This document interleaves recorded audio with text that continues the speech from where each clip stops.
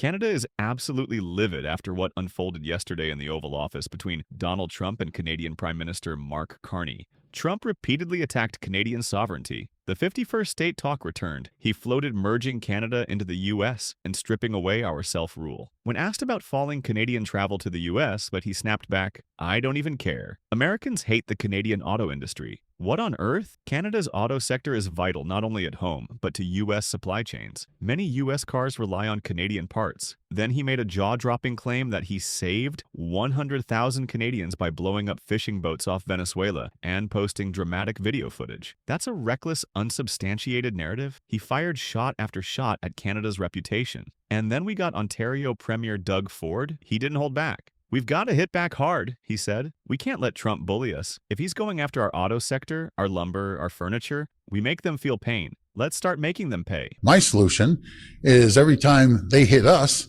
we hit them back. Or we just keep getting rolled over and rolled over. They have to feel the pain. The Americans have to feel the pain. And then you'll get a reaction from President Trump. But again, if you just let a bully just run over you constantly and you don't hit back, we'll be sitting here with no jobs. The Americans will have the jobs. And maybe the Prime Minister will sit back and think, what the heck did I do? I'm just telling you what I would do. I would hit back against President Trump when he's going after the sectors like the cabinet manufacturers, furniture manufacturers, our great lumber industry that we ship 30% down to the U.S. And guess what? The Americans are going to pay the price. The costs are going up. Very early that he did it, and it did hurt the American economy. And we can't sit back. We have two choices, folks. You sit back and let Trump run the country, roll us over, and we bow down to the guy. That's not what Doug Ford believes. We sit there and fight like we've never fought before. We make sure that we have the most competitive environment in the entire world to attract more companies that we're doing here in Ontario. That's what the federal government needs to focus on. He reminded us the U.S. exports more goods to Canada than anywhere else, until inflation and tariffs choke that off. He called out Trump's warfare on softwood lumber, furniture, and cabinet makers. He warned that if we just keep backing down, we lose everything. Look, this clip, he started already at the beginning very strong. Ford doesn't dance around it. He walks up, points the finger, and calls the bluff. Listen to this. Today, I guess, is a big day for Canada and the U.S., and I look forward to speaking to the Prime Minister, and all the premiers do, after the meeting with President Trump. But there has to be a point that if Prime Minister Carney can't get a deal, we have to start hitting back. We need to hit back hard. We can't continuously decline tariffs, and President Trump increases tariffs, no matter if it's 10% on our lumber industry, softwood lumber, or if it's 25% on furniture or cabinets. I visit a lot of furniture companies and cabinet manufacturers, and I know one thing: we buy a tremendous amount of furniture off the U.S. and as well as cabinets, but we also ship cabinets down to the U.S. But we can't just keep rolling over to President Trump. As he strengthens his case, we seem to be weakening our case by continuously pulling off tariffs. I'd take a different approach. Try to get a deal. If you can't, we got to hit him back hard, and never stop hitting him back hard, because we can never take a backseat to anyone, especially President Trump. We have a great country, resilient country, a powerful economically, we're powerful. The U.S. exports more products to Canada than anywhere in the entire world. And it sounds great with the Americans until they start seeing inflation. We've seen inflation down in the U.S. I just came back from a meeting in Quebec with two governors. They're seeing inflation. We're seeing it in sectors. The auto sector, they're going to see an increase of over $107 billion. Other companies are seeing it. John Deere, they're laying over 280 people off because of tariffs. We're seeing it across every single sector.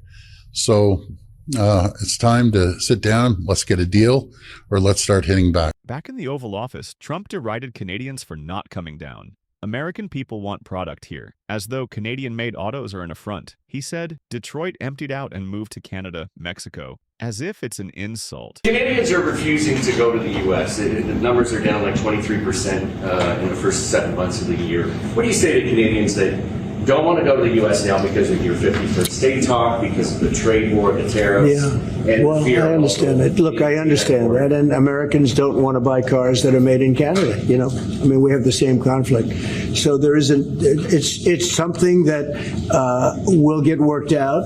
There's still great love between the two countries, but you know, American people want product here. They want to make it here. Detroit was emptied out and moved to Canada, moved to Mexico, moved to other places, not just Canada. And now they're all moving back, you know, they're moving back. We have, right now, I was just telling Mark, we have 17 trillion, but it's really much higher. That was as of a couple of months ago. Yeah. We have over $17 trillion being invested now in the United States. Then the fishing boat stunt again. We knocked out, saved at least 100,000 lives, American lives, Canadian lives, by taking out those boats. Ford's response in his speech. A very hard stand on drugs. This is also benefiting you.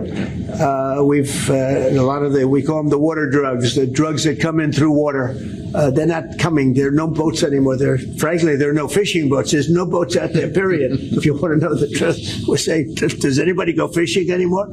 The fact is, we knocked out, probably saved at least 100,000 lives, American lives, Canadian lives, by taking out all those boats coming in. So it's, and now they don't come in that way anymore. Now they'll come in other ways, and we're not going to allow that either.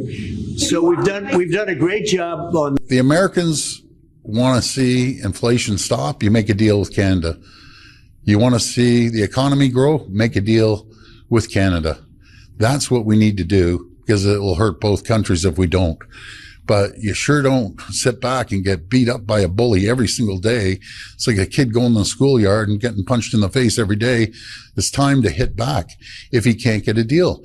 Maybe Prime Minister Carney knows something I don't know.